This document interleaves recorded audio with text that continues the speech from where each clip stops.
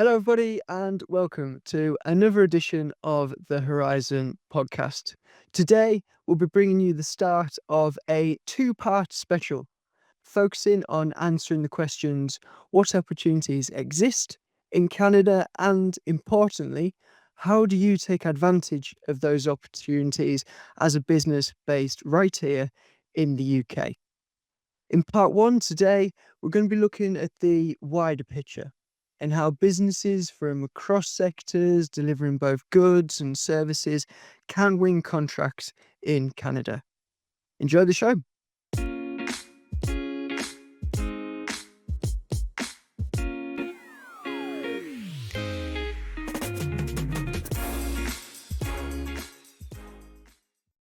Hello, everyone, again, and thank you for joining us. I'm Ben Bradford, and this is part one of our Grasping the Canadian Opportunities special. To help me today, I'm delighted to be joined by two experts, one from each side of the pond. I have Mark Ashton, based here in the UK, though he has previously run a UK-owned business in the US.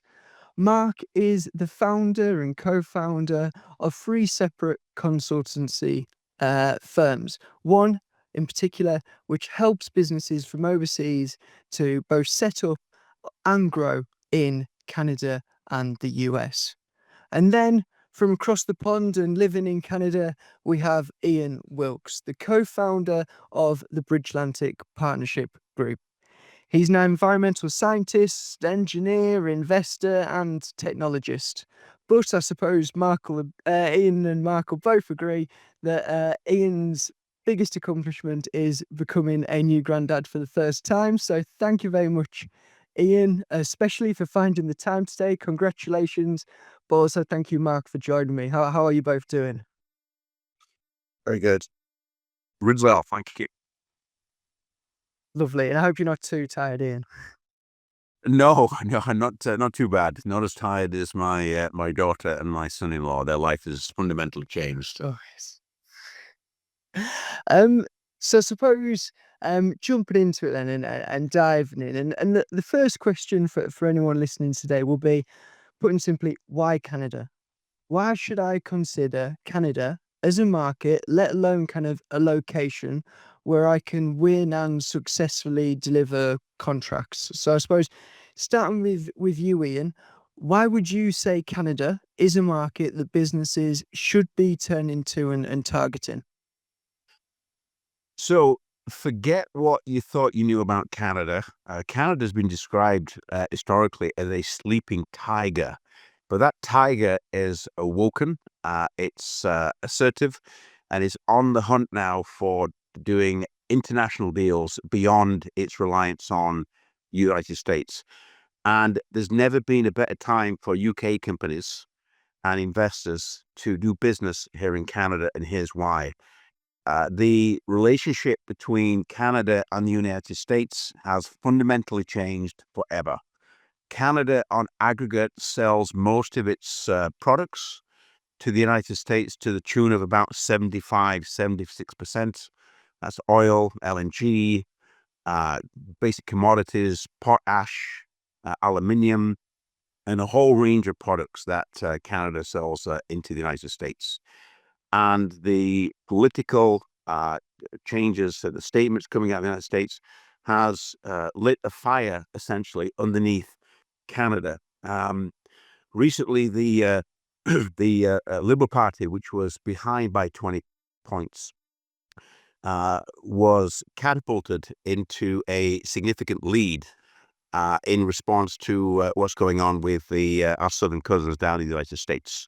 And so we have this new government, and its emphasis now is on changing its relationship with the United States and changing its trading relationships with the world, and not relying so much on the United States, and taking all these commodities, which Canada has in abundance. It is, I would describe it as a kingmaker, significant resources across every sector.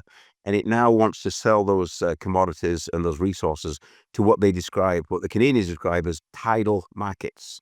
That's getting these products, getting these services out beyond the United States into the world, and actively and assertively doing deals with the United Kingdom, with Europe, and elsewhere, so it's not relying on the United States. So there is opportunities across every sector. Economically, the country is doing well. Historically, it's been quite conservative in terms of its borrowing compared to the UK and the United States. We're not in as much debt here, and so the governments, federal, provincial governments, and other local municipalities are now working together more collaboratively to make Canada a very attractive place from a tax base, from an investment base, and also from a salary and wage base. So people can come here, set up a company, earn well, pay an attractive tax system, so they're not as heavily taxed as other places around the world, and help companies invest and create wealth and opportunities here for foreign companies, including in particular for Britain, as Canada's negotiating a deal right now with the UK. And I suppose, Mark, with someone who's got the experience of being that side of the pond, but based over here, how do you see it kind of looking from the outside in, I suppose, as that opportunity in Canada? Canada has always been, I think, an incredibly attractive place for British companies to do business, and for British people to interact with. So when I lived and worked in the States 30 years ago, and coming towards the end of the time in the States, and I would say that I always had a love-hate relationship with the States, right?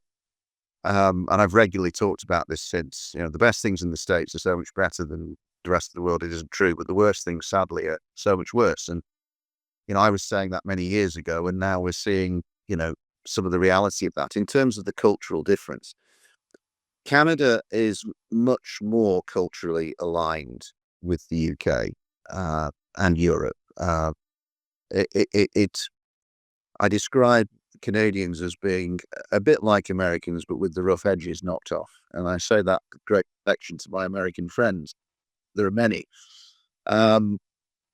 It's quite a sophisticated place. It's a very intelligent, well-educated place. Very strong ties to the UK, of course, historically. A very large Scottish community or Scottish ancestry, but also English. A lot of first generation British people living and working in Canada. Um, so it makes a lot of sense, and I've been helping businesses for quite some time, 10 years, to look at North America. We've always been trying to say to people that Canada is actually a great jumping off point, and you should look carefully at it. One of the things that actually surprised me was I did a little bit of homework with ChatGPT and so on for the podcast. So Canada is consistently in the top 10 world economies in terms of GDP. Hmm. Its GDP is about 64% of what the UK's GDP is, and its GDP per capita is about 8% better than the GDP per capita in the UK. So that gives you an indication of you're dealing with quite a sophisticated economy.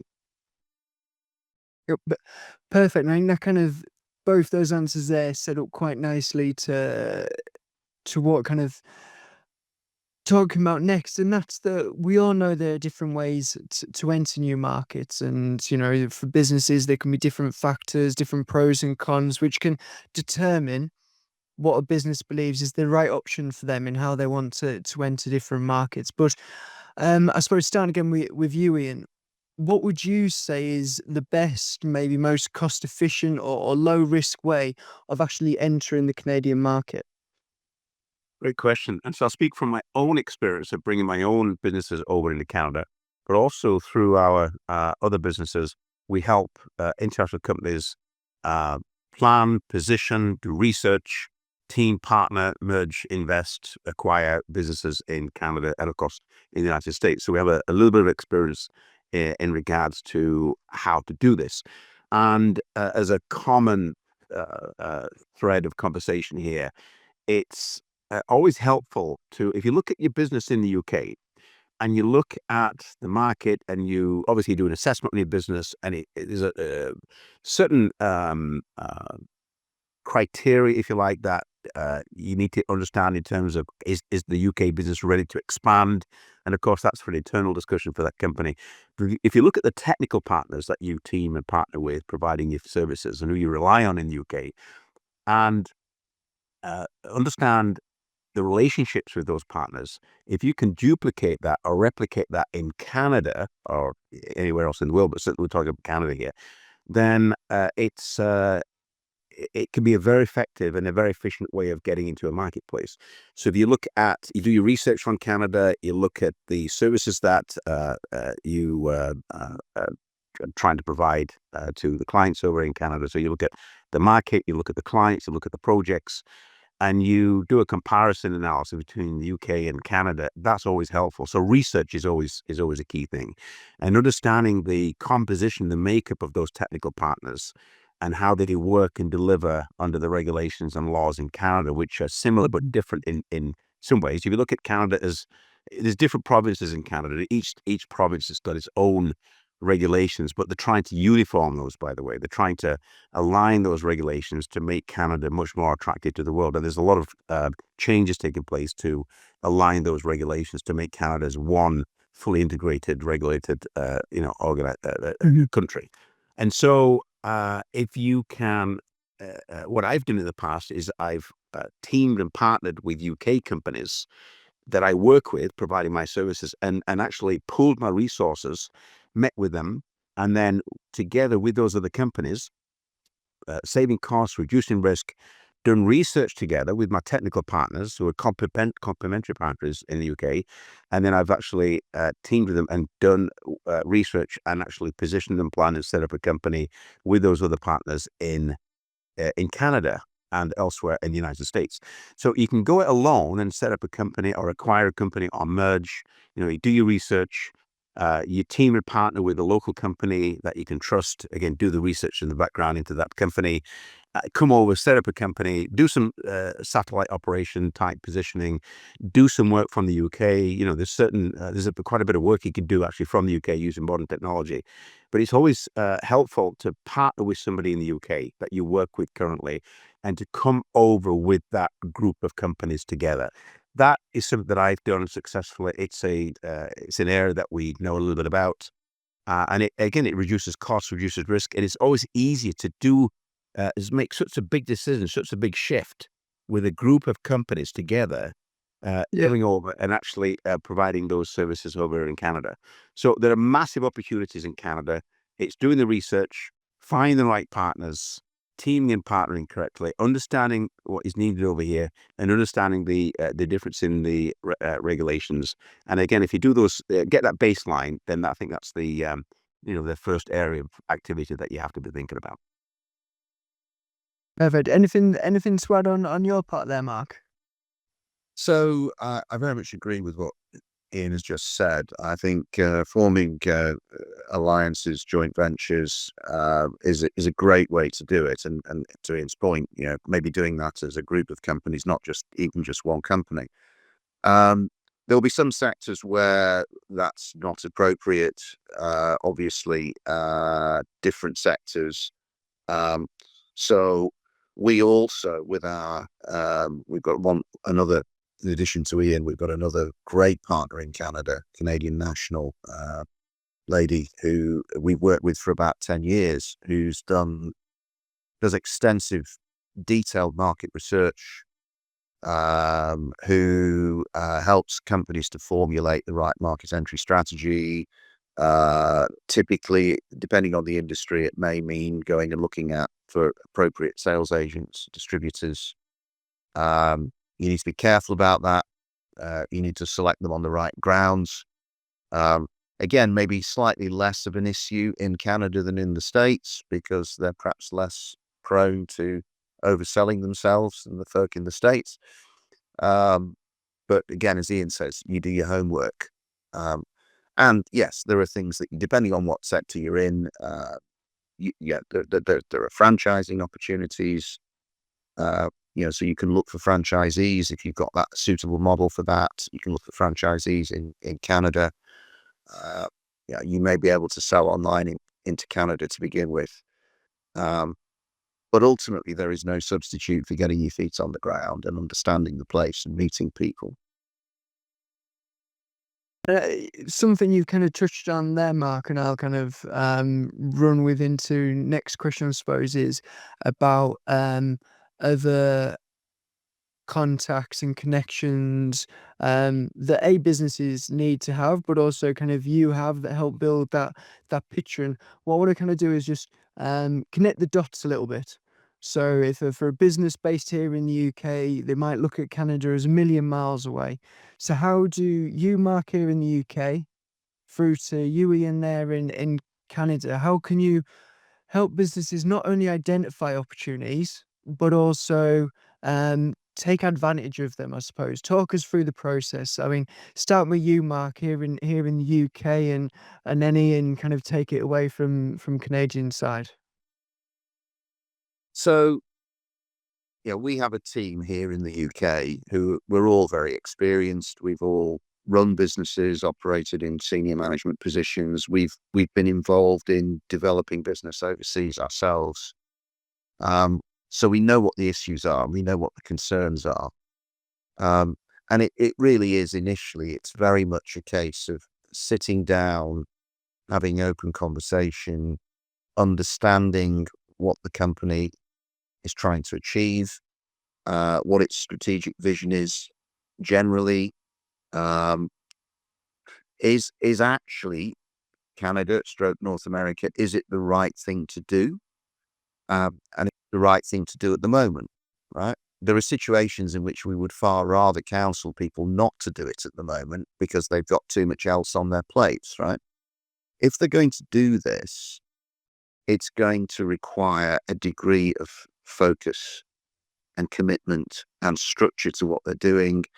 It's going to need them to dedicate some resource, depending on the circumstances, right? So that might be an individual who is going to start coming over regularly to Canada, visiting the market, visiting exhibitions and conferences, getting to understand and know the market. Could potentially be somebody who ultimately might even move over in due course if things take off. And bear in mind that, notwithstanding what's going on between Canada and the States at the moment, that could be with a view to Canada being a very, very good jumping off point into the States as well, right? So it's all about understanding the particular circumstances of the business, um, looking at what market opportunities there are in Canada and how good is the fit, and then saying, is the timing right? And then sitting down and working out the right mechanism, the right process for doing it. And then, so bringing you in on this one, um, how do you then help to make that a reality, I suppose? Yeah. Just building on what Mark was saying, it's critical that UK company works with people it can trust. People who know the market, competent, a bunch of credentials, great references, and have done this before and can prove that. Secondly, it's important that once they've partnered and teamed with the right people who know what they're doing, is to understand your own business. Building on what Mark was saying earlier, you've got to know your business intimately, the strengths and weaknesses. And again, the partners that you're working with, if they can work with you and help you understand the business, then that is if you like, is base one. And then you look at what can that company with its resources do in Canada, for example. And that's where the market research across different sectors is mining, transportation, manufacturing, water, wastewater. We deal with a lot of engineering, environmental projects, a lot of energy infrastructure projects, oil and gas, LNG, clean energy, clean tech, etc. Providing really good information for this organization, for the company, or for the investor in the UK, from which they can make a informed, strategic, intelligent decision that this research is good, it's reliable, and essentially it's important to plan a position. Our advice would be to identify an opportunity, a specific opportunity that fits with the business, and looking at what the UK company can do to plan and position itself to go after and win that opportunity. And that always requires partnerships, technical partnerships, meeting with the clients. Mark made another excellent point about coming over to Canada, meeting with clients, asking the right questions on the projects, meeting with the technical partners. There's no substitute for that. You can do research, you can meet people, having meetings in the UK, but coming here and meeting clients that can be set up, discussing the projects, meeting technical partners is absolutely invaluable. That solidifies or cements the research. And again, we're talking about making very important, significant strategic decisions on hopefully reliable, trustworthy information. The quality of our decisions is informed by the quality of the information from which those decisions are made. So coming here, doing all the things we just said, is absolutely critical. Canada, 27 times bigger than the UK, now very different outlook in terms of the world, very educated workforce, a lot of funding across all the different sectors that I mentioned and other sectors. And the rates here are much more significant than what you get here. So you can earn a lot of money here. There's no problem with, there's no shortage of money for investment in the projects. The big challenge we've got here right now in Canada is a shortage of industry capacity across all the sectors. We need good people, good businesses, good investment. And in return, you get the opportunities, you get the contracts, and the people over here will help UK companies team, partner, merge, invest, whatever it takes to help those companies succeed. And that's the attitude of Canadians. That's the attitude of the Canadian government and the attitude of business.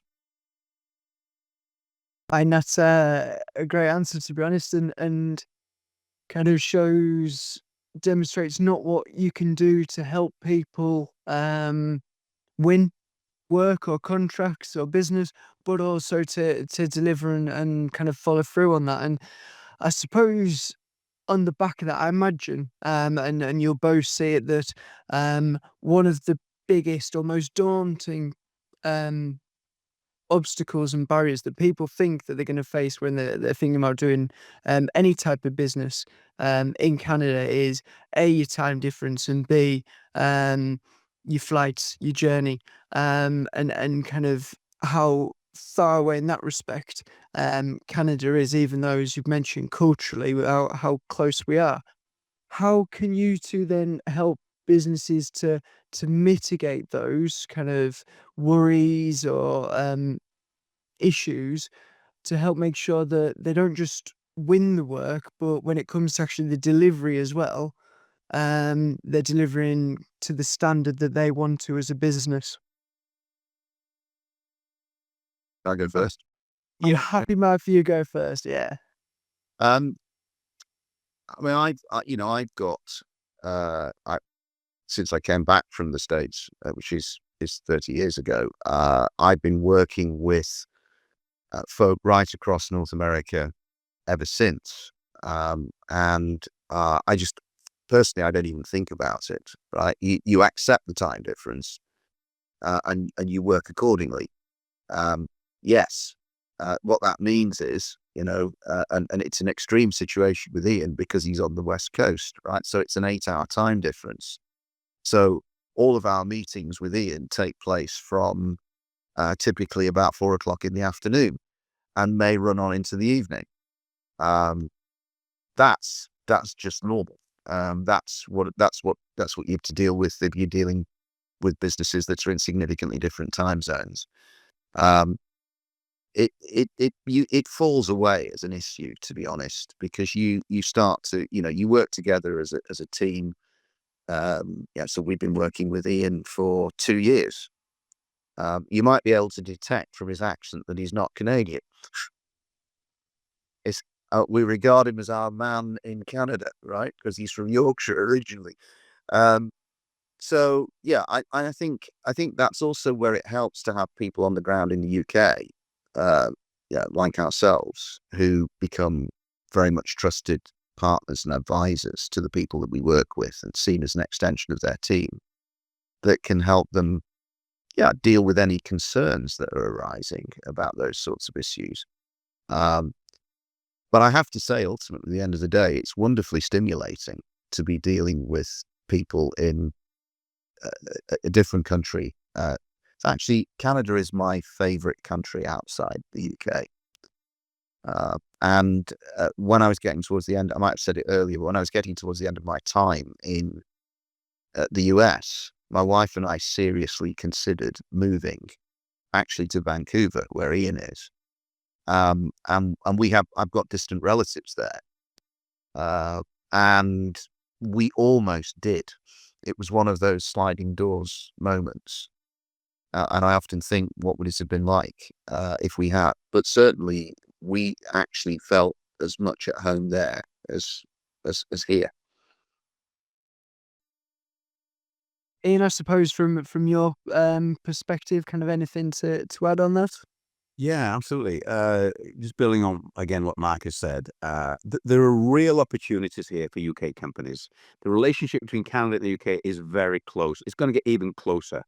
We're meeting right now, within 8 hour time difference. We can do it. If there's any company, you companies in the UK, if they're serious about growing their business and about expanding their services to a markets which have got money, good clients, good projects, lots of money to spend, and there's a process for doing it successfully. Incremental, strategic, risk calculated, risk smart, as we call it, and doing it very carefully, thoughtfully, but making that decision. If the company's serious about that, there are real opportunities here to achieve success. The big question going on in the world right now is, where are you going to invest your money? And Canada now is attracting billions and billions of dollars of investment. The money's pouring in. We've got the resources. We're the kingmaker.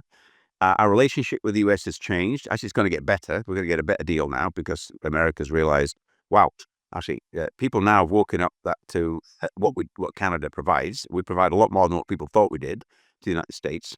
And so that whole relationship has fundamentally changed. And so if you're serious about expanding your business, you'll work around the 8 hours. And again, technology is amazing. We work in engineering and environmental sciences, and we work on projects across, multiple time zones using drone technology for environmental projects, other technologies that, facilitate project delivery, understand the scope, the schedule, etc. And we provide all that technology, and we can get materials through the supply chain to these different time zones. Canada's got multiple time zones. We could work across Canada. If you're serious and you embrace technology, you can make it work. And we're living in a 24/7 business environment. So if you have to do shifts, we're going to be talking about emergency response, environmental remediation. Well, those projects are 24/7. They happen in the early hours of the morning. And so if you had a support team in the UK doing the night shift here, well, that works. So you can actually turn the hours into into an opportunity. So a lot of projects, they're happening live all the time. And if you could organize your time schedule and the shift pattern, you can actually support parts of the project from the UK using technology. You can make it happen. I don't know if you can, I don't know if you can up that answer, but what I was thinking, kind of as a final question, and what I hope will be kind of a nice and easy one, is to really sell Canada. So if the business is listening to this and they're kind of on the fence, they're not quite sure, maybe prick their ears a little bit, they're starting to think about Canada for the first time. What would you say, just to give them that nudge that's needed to say, Canada's the market for you, and I'm happy if whoever wants to take this first, take it away. You take it, Mark? Uh, I would say that Canada for me is one of the most stable and attractive economies that you could possibly be looking at the moment. And I think that we're in for a very interesting time working with Canada over the next few years. I think it's very exciting. And I think it's the intelligent place to go. I really honestly do. Yeah. Bob, Ian? Yeah, Canada is safe. It's free. We respect laws. We honor agreements. We have a very attractive tax base. We're actively courting investors and businesses from the world, including but not limited to the UK. We're part of the Commonwealth.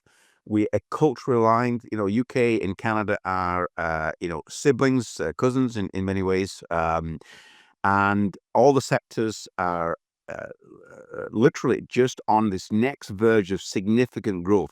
Canada's got everything the world wants. And we respect the law. We honor agreement. We're an intelligent workforce. We've got everything you need, and you can trust us. You can rely on us. It's a big country. It's 40 million people. UK for me, it's my home. I love it. I go there all the time. It's my, it's where I was raised in Yorkshire.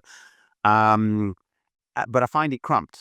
It's very, very cramped and very squashed. There's a lot of people there. Canada's open, free, lifestyle's very high, tax base is very attractive. It's an incredible place to work, and you can earn more money across the sectors and the different engineering disciplines that we are involved in, and across the environmental sciences, and because we're a very technical organization, across all those different technical roles. On aggregate, you earn about 20% more here than you do in the UK, frankly. And the cost of living, it has gone up for sure, but it's not to the extent that it's gone up in the UK. So, yeah, and lifestyle, it's just an amazing lifestyle. And Canada's so diverse. We live. It can be sunbathing in the in the afternoon, and you can go skiing at night time. If you get the month right, you can go skiing on the evening, right? So a great outdoor lifestyle, wonderful people. Canadians are some of the warmest people on the planet. They will fall over themselves to help you, and they have a lot of love and respect for the Brits.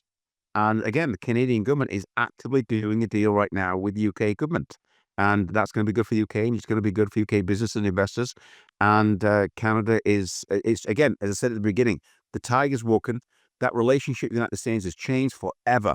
It will never go back. Because, they did this deal in 2020, 2019 that the Americans pushed for. And we do a lot of work in the US. We've got great businesses in the US. But that deal was initiated by the US. And a few months ago, that deal was ripped up. It was torn up unilaterally without consultation. Well, Canada, it doesn't operate like that. It will mature its relationship with America, but that relationship with America will be different, will be better for Canadians and for the Canadian market. But again, Canada is now going out to the world and doing trade deals, and will first focus on its closest trading allies, the United Kingdom and Europe. So yeah, there's a few highlights in regards to response to your question. And yeah, and to be honest, if those two answers don't make someone realize what an opportunity it is, then I don't think anything will. You're talking about kind of the stability, the cultural alignment, the opportunity, the size, the population. You've got the ready for investment and the growth opportunities there. Yeah, like I said, if that doesn't get someone excited, then I don't think anything will. And you've both done a perfect job of explaining and showing how as well, depending on your business, obviously, and what you want to do in Canada, but you don't necessarily need to drop your UK business and suddenly go and move and set up in Canada just to get your foot in the door. There are other opportunities available for you across um, every sector and varying sizes of businesses as well. So if any business would like to talk to Mark and Ian more about Canada in general and how they can kind of grasp and make the most of these opportunities, then by all means, use their contact details in the bio below the podcast. But what we'll be doing in part 2 of Grasping the Canadian Opportunities special is we're going to go one step further, and we're going to bring this to life for you as we delve into a real life contract opportunity, which I think both Mark and Ian are currently working on, and it's fair to say are both very excited about both kind of the overall potential, but also the chance and the opportunity for UK businesses to try and get involved in it as well. So if you don't want to miss part 2 of this conversation, or indeed any future episode of the Horizon podcast, then hit subscribe or the notification bell on whichever platform you use to catch the latest episodes. Equally, you can sign up to receive the Horizon Weekly newsletter via the link in the bio as well. That'll keep you up to date with all the latest international trade news, as well as bringing you the latest episodes. So thanks all for listening, and I hope you'll join us, all three of us, again in part 2 shortly. Thank you and goodbye.